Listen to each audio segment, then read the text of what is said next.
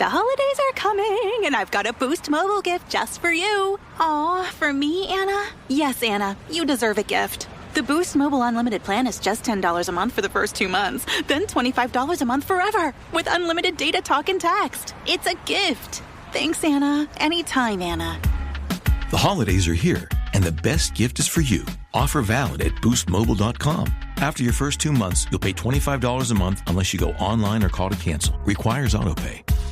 Avoiding your unfinished home projects because you're not sure where to start? Thumbtack knows home so you don't have to. Don't know the difference between matte paint finish and satin? Or what that clunking sound from your dryer is? With Thumbtack, you don't have to be a home pro. You just have to hire one. You can hire top-rated pros, see price estimates, and read reviews all on the app. Download today. Why choose a Sleep Number smart bed? Can I make my site softer? Can I make my site firmer? Can we sleep cooler? Sleep Number does that. Cools up to 8 times faster and lets you choose your ideal comfort on either side. Your Sleep Number setting. Enjoy personalized comfort for better sleep night after night. It's our Black Friday sale. Recharge this season with a bundle of cozy, soothing comfort. Now only $17.99 for our C2 mattress and base, plus free premium delivery. Prices higher in Alaska and Hawaii. Check it out at a Sleep Number store or sleepnumber.com today.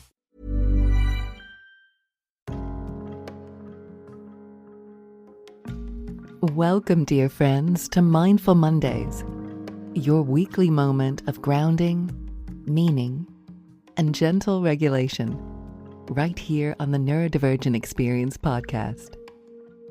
And this month, as part of our November Neuroscience series, we've been exploring the nervous system, not as biology, but as the intimate landscape of the neurodivergent soul. Those of us who feel life on higher volume know all too well how easily we can slide into overwhelm, shutdown, or burnout, and how life transforms when we learn how to regulate, how to soothe, and how to return home to ourselves. And in the last 2 episodes, we explored the breath as a bridge between worlds and the body as a doorway into safety. And today, we step into our final theme of the series, using the mind, our stories, our meaning-making, our inner narrative, as a path back to groundedness and presence.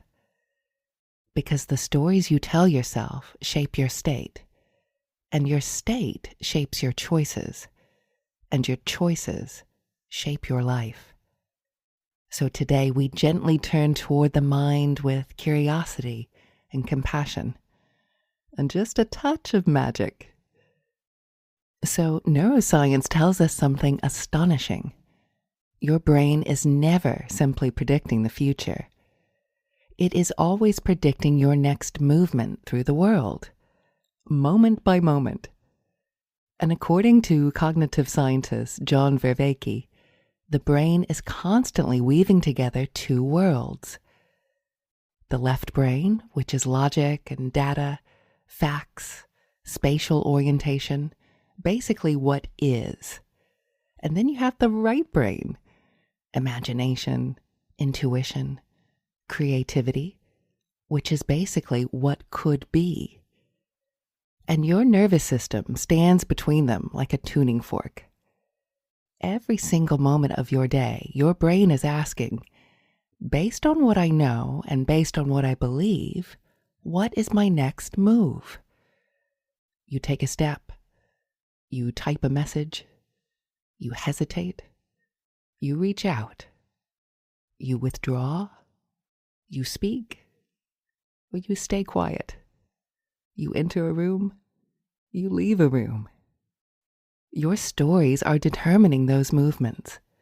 Your beliefs are feeding your nervous system information about safety, danger, possibility, and meaning. And this is why studying our internal narrative is not woo-woo. Narrative is biology. So most people think that the brain is constantly predicting the future, but no. It's predicting your interaction with the future, which means your next move, your actions, behaviors, and micro-decisions all flow from the story of who you believe you are. And you may have heard the saying, behavior follows identity. But for neurodivergent people, this is more literal, more lived than for most. Why? Because your brain processes more data per second. Your sensory world is louder, brighter, quicker, sharper. Your emotional world is more vivid. Your intuition is stronger. And your pattern recognition is faster and deeper. Which means that your inner narrative is constantly being activated at a conscious level, and constantly being reinforced, and constantly coloring how you interpret the moment. And when you've lived a life full of masking and people-pleasing, being misunderstood or chronically overwhelmed, your stories become protective, but they can also become more limiting. And the mind will always choose a familiar story over a new possibility, even if the familiar story hurts. And this is not your fault. This is your nervous system trying to keep you alive. In the tiny space between what happens and what you tell yourself about it, your freedom is born. Every story you tell about yourself begins in that space. A breath-length pause where you can choose presence over panic, compassion over criticism, a new story over an old wound. And practicing awareness is simply widening that space so that you can step into it with clarity. And your beliefs come down to 4 basic inner sentences. If I do this, then this will happen. If I don't do this, then this will happen. If I do this, then this won't happen. If I don't do this, then this won't happen. These 4 conditional ifs quietly drive every nervous system state you enter. Fight, flight, freeze, or fawn all arise from inner prediction like, if I say no, they will reject me. If I rest, then everything will fall apart. If I don't mask, then I won't be safe. If I stop overworking, I'll lose my value. If I don't do things perfectly, I'll be judged. If I don't keep busy, the feelings will catch up. These beliefs run in the background of your mind like an invisible code. And here's the important thing. Most of these stories were cemented into our unconscious in our first 7 years of life as we're building our model of the world. They are not consciously chosen, and they come from childhood roles, masking, social conditioning, trauma, family patterns, the expectations of others, neurodivergent survival strategies, and developmental needs that went unmet. So none of this is self-blame. It's self-understanding, self-compassion, self-liberation. Because if behavior follows identity, then when you change the story, you change the identity. And when you change the identity, you change the state. And if you caught the recent Neurodivergent Experience episode, I Don't Belong Here, Imposter Syndrome and the Neurodivergent Brain, Jordan and Simon spoke so beautifully about this. That feeling of, oh, one day they'll realize I'm not enough, isn't a personality flaw. It's a story. It's an old inherited survival narrative, written long before we ever had a chance to question it. So imposter syndrome is not evidence that you are unqualified. It's evidence that your nervous system has been taught to brace for rejection. The mind remembers the past to protect you, but it forgets to check whether the story is still true. And this is why understanding our inner narratives matters so deeply. Because when we change the story, we change the state, and then we change the way we move through the world. The stories we tell ourselves become the worlds we live in. And I'd like to share something with you that blends psychology and mindfulness and simple human truth. Your mind is always searching for proof of whatever it already believes. Not because you're broken and not because you're negative, but because your brain is wired to conserve energy by confirming the story it already knows. So if the quiet narrative running beneath your day is, things never work out for me, your mind will faithfully collect evidence to prove it. Not because life is objectively worse, but because your nervous system is doing its job, reinforcing a familiar pattern. But, and this is the extraordinary part, the mechanism works both ways. So if instead you gently ask, how might this get better? Or, what small good is happening here? Your brain shifts its filter. It begins scanning for micro moments of grace, a kind exchange, a moment of beauty, a task you finished, a breath that feels soothing, a tiny step forward you might have otherwise missed. This is not toxic positivity. This is not pretending everything is fine. It's simply giving your nervous system a different question to answer. And your brain always answers the question you repeatedly ask. This is confirmation bias in action, not as a limitation, but as a doorway to hope, resilience, and curiosity. So be mindful of the quiet stories that run your day. And be mindful of the questions you place at the feet of your mind. Because the way you frame your expectations today shapes how your nervous system feels tomorrow. So we're not just living our lives. We are subtly authoring them. One thought, one interpretation, one tiny shift at a time. And you may remember on an earlier episode of Mindful Mondays where I shared the example of walking down a country lane after rainfall, with all the puddles and mud and fallen leaves.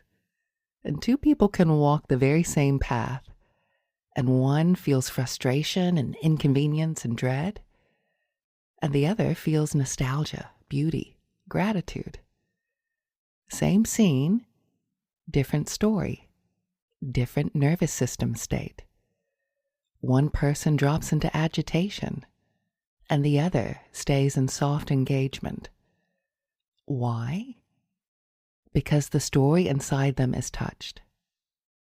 And here's what I want you to hear. You are doing this all day long. We all are. The mind is constantly interpreting and narrating, assigning meaning and predicting. But the moment you notice the story, you become the witness, and the space opens, and the nervous system softens. And presence is the place where you stop being the story and begin watching it. And from that place, your next move is no longer dictated by a conditioned belief. It becomes chosen. And this is the art of regulation from the top down. And remember my sunglasses story from episode 8? Most of my adult life, I could not go outside without sunglasses. My eyes were so painfully sensitive. Bright sun and even cloudy days would sting and burn my eyes until it was unbearable. So sunglasses became my armor. But as I kept learning about the benefits of natural sunlight for circadian rhythm and mood, digestion, nervous system regulation, something interesting began to happen. That learning started quietly reshaping the story I held about sunlight. And without forcing anything, the narrative inside me began to shift. And then one day when I finally decided enough is enough, I want the benefits of sunlight more than I want the comfort of my sunglasses, I left them by the door and I walked outside, and my body responded beautifully. No burning, no stinging, no overwhelm. My story had changed, and my body followed. Not by pushing, not by effort, just by gently letting new understanding rewrite an old belief. And we can use the witness as a regulation tool, because presence, awareness, is not passive. It's powerful. When you witness your thoughts instead of being swept into them, your nervous system receives new information. I am not the chaos. I am the one noticing the chaos. And this alone can shift you from overwhelm to orientation, from collapse to clarity, from spiraling to spaciousness. And when you combine this with compassion, the effects multiply. And spiritual teacher Ram Dass often repeated one of the most profoundly useful teachings for presence. Cultivate the witness. The witness is the part of you that steps just one breath back from the moment, not disconnecting and not dissociating, but observing. It is the spacious awareness that notices without judgment. And in that moment of witnessing, something loosens. You shift from being the storm to noticing the storm. And in psychology, there's a question that therapists and researchers and clinicians often ask. Is this state or trait? Meaning, is this behavior who you are, or simply where your nervous system is at in this moment? Someone can snap or withdraw, overreact, melt down or shut down, and it may have nothing to do with their personality or character, and everything to do with the state their body was thrown into. This lens is so liberating for neurodivergent souls. It means you are not your meltdown. You are not your shutdown. You are not your overwhelm. Those are states, not traits. They are nervous system events, not evidence of who you are. And when you bring the witness online, you create a tiny space between stimulus and response, a breath of possibility, a moment where you get to say, this is a state. This will pass. I am still here beneath it. Cultivating the witness is one of the most powerful top-down regulation tools we have, because it gently guides your system back toward the truth of who you are, not the storm you're passing through. So if you find yourself stressed, angry, overstimulated, shut down, or despairing, just try whispering to yourself, this is a story. This is a state, not who I am. And states can change. This is a growth mindset. Not the corporate version we hear so often, but the real one. A belief that who you are is fluid, adaptable, capable of transformation, worthy of becoming. So let's return now to John Vervaeke's teaching. The brain switches rapidly between the left and right hemispheres, logic and imagination, not to predict fate, but to predict your next movement in space. So imagine two inner worlds. World A says, I'm too much, I am failing, I can't cope. Your next move becomes bracing, withdrawing, avoiding, freezing, masking. And world B, we have, I'm learning, I'm growing, I am adapting. Your next move then becomes curiosity, trying again, reaching out, resting and regulating. Same situation, entirely different physiology, entirely different life. Your stories do not just color your experience, they shape your nervous system's response. They determine whether you access safety or danger, possibility or shutdown. And it's important to remember we're not trying to positive think our way out of dysregulation. That bypasses the body. Instead, we are learning something wiser, to use the mind as a gentle guide, not a tyrant, to unite logic and imagination, to soften beliefs that have hardened into armor, to rewrite inherited narratives, and to use attention as medicine. And most importantly, to witness the mind with kindness. That witnessing alone begins to regulate the system. So here's your invitation for this week. Choose one story that your mind tells you often. It could be, I don't belong, or I always mess things up, or I'm too much, or I'm not enough. And don't try to fix it. Just add one small sentence beside it. And something else may also be true. This tiny doorway invites possibility. It softens certainty. It creates space. Because meaning doesn't always arrive in thunderclaps. Often it arrives in the smallest shift, the quietest willingness to consider another truth. This is how we rewire the mind, one softened sentence at a time, one breath of compassion at a time, one tiny doorway of possibility. And that is microdosing meaning. And as we move into today's practice, if you are driving or operating heavy machinery, please ensure to pause the recording until you can safely come back into stillness. And just taking a moment to get nice and comfortable. Whatever that means for you today. You might sit. You might lie down. You might curl on your side or lay on your back.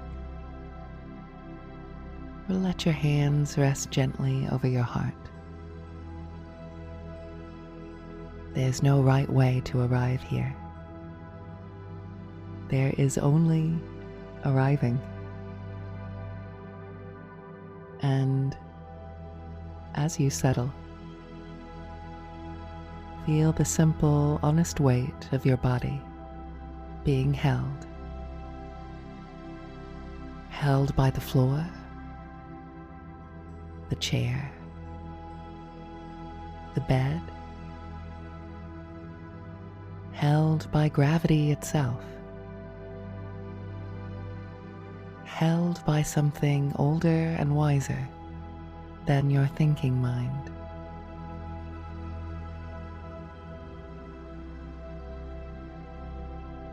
And let your breath arrive as it wants to. Not forcing, not shaping, just noticing the soft rise and the soft fall, like waves, like remembering, like being called home.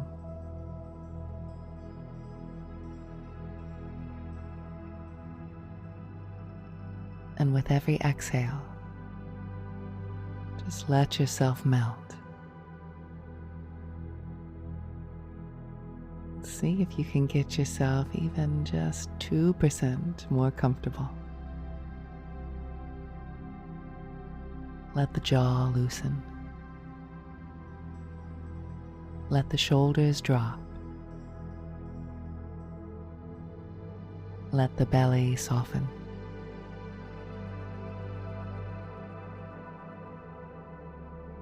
Good, that's right. You don't need to perform anything here. You don't need to be impressive or productive. Your only job is to be breathed.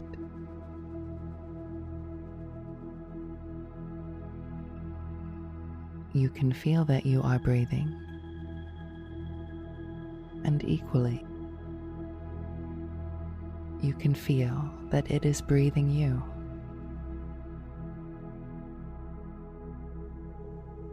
And right now, allow yourself to feel both. The breath you choose and the breath that chooses you.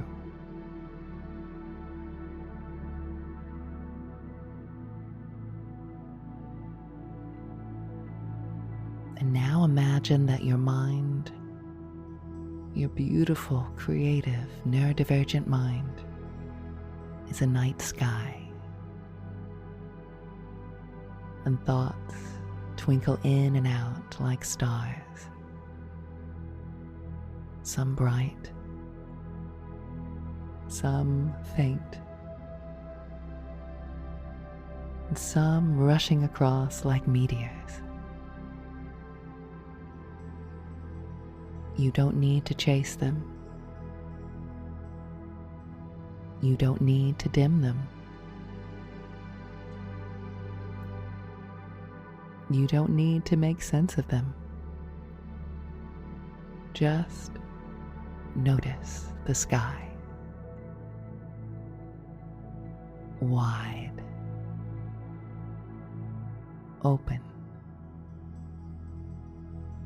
spacious, unhurried.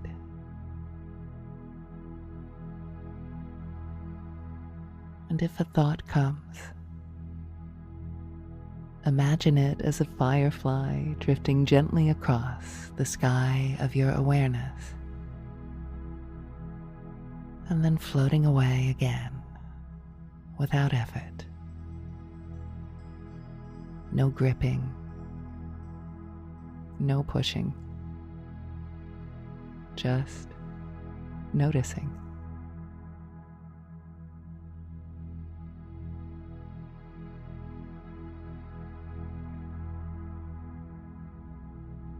This is cultivating the witness,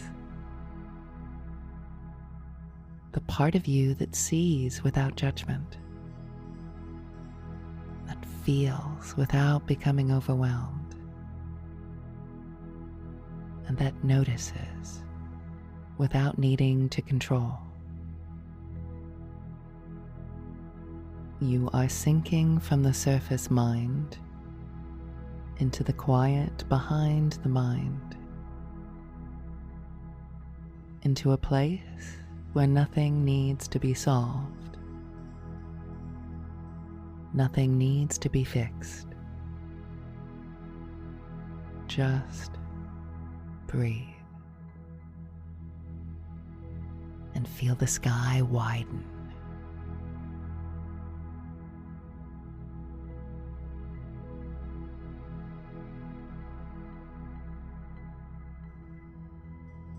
And imagining now that beneath this sky, there is a vast ocean. This ocean is your deeper self, the quiet beneath the noise, the stillness beneath the stories, the calm beneath the waves of thought and emotion.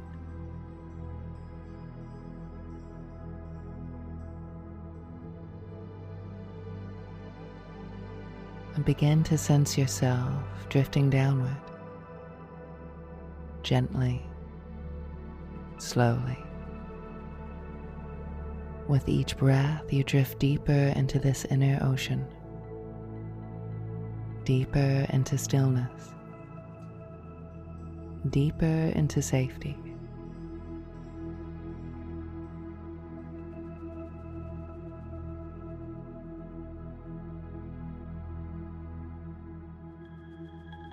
And if thoughts appear, imagine they are surface ripples above you. You can see them, but they cannot disturb you. If emotions arise, imagine they are waves far overhead, felt but softened.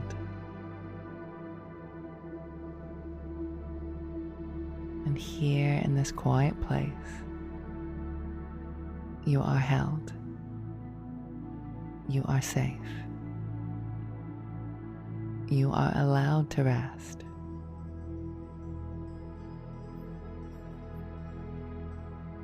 And just let yourself float here, buoyant, weightless, supported from below, and soothed from within.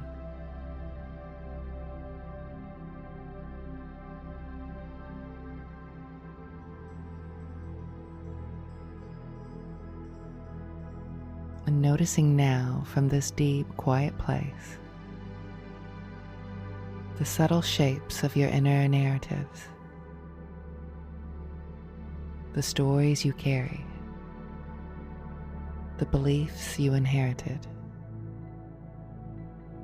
the thoughts that echo like old whale song from childhood or culture.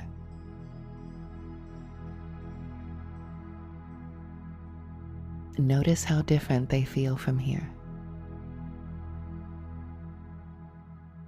How the urgency softens.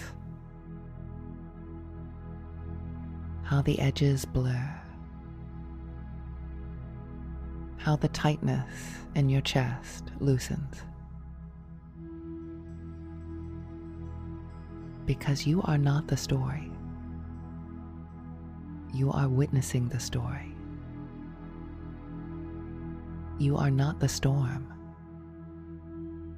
You are the ocean beneath the storm. You are not the thought. You are the awareness holding the thought.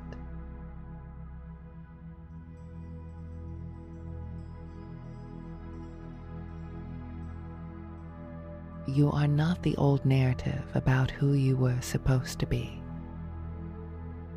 You are the consciousness spacious enough to reimagine it.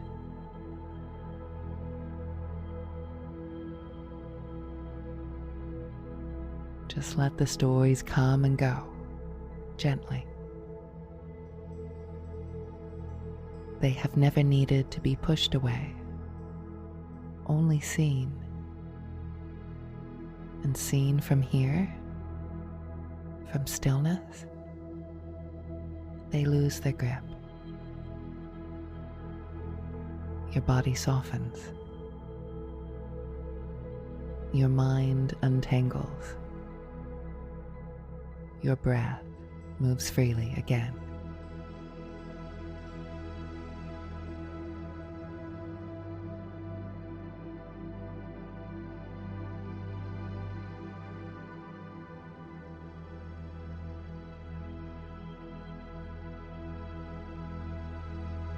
And take a slow breath in through your nose and a long sigh out of your mouth. And gently wiggle your fingers and toes. And gently move your head from side to side. And feel the room begin to reappear around you. But notice the stillness hasn't vanished. You're simply bringing it with you. And whenever you're ready, and not a moment before, you can feel free to gently open your eyes. Thank you so much for joining me this week on Mindful Mondays.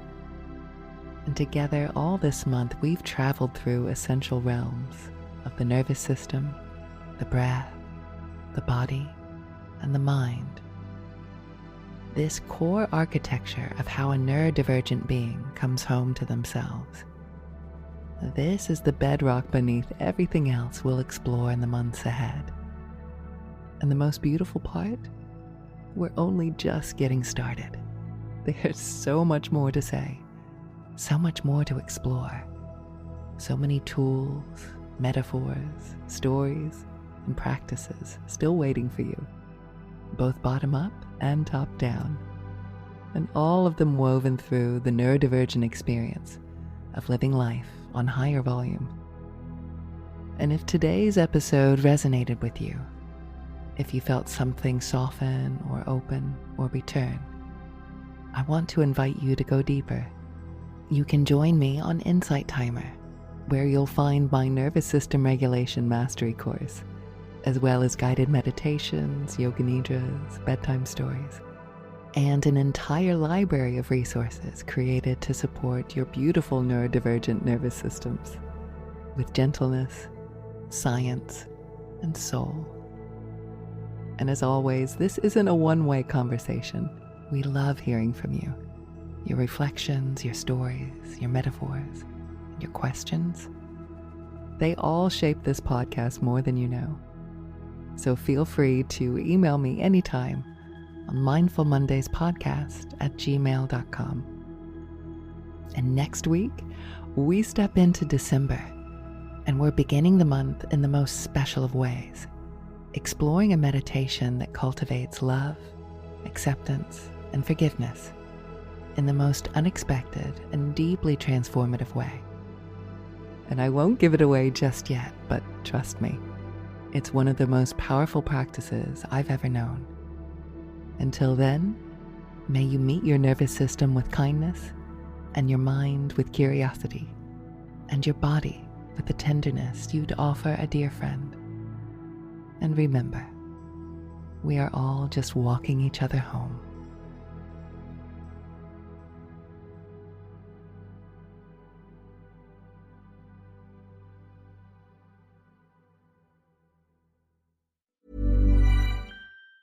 Why choose a Sleep Number smart bed? Can I make my site softer? Can I make my site firmer? Can we sleep cooler? Sleep Number does that. Cools up to 8 times faster and lets you choose your ideal comfort on either side. Your Sleep Number setting. Enjoy personalized comfort for better sleep night after night. It's our Black Friday sale. Recharge this season with a bundle of cozy, soothing comfort. Now only $17.99 for our C2 mattress and base, plus free premium delivery. Prices higher in Alaska and Hawaii. Check it out at a Sleep Number store or sleepnumber.com today. Get Thanksgiving ready at Whole Foods Market with so many ways to save. Their 365 brand has great prices and the high quality you expect. No antibiotics ever turkeys start at $1.49 a pound with Prime. Round out your spread with mashed potatoes and condensed soups, plus fresh organic produce like green beans, white mushrooms, and carrots for casseroles and sides. Shop low prices and quality at Whole Foods Market, in-store or online. Terms apply. How does F1 turn data into insights at 200 miles per hour? AWS is how fans get inside the strategy. AWS powers next-level innovation for millions of businesses.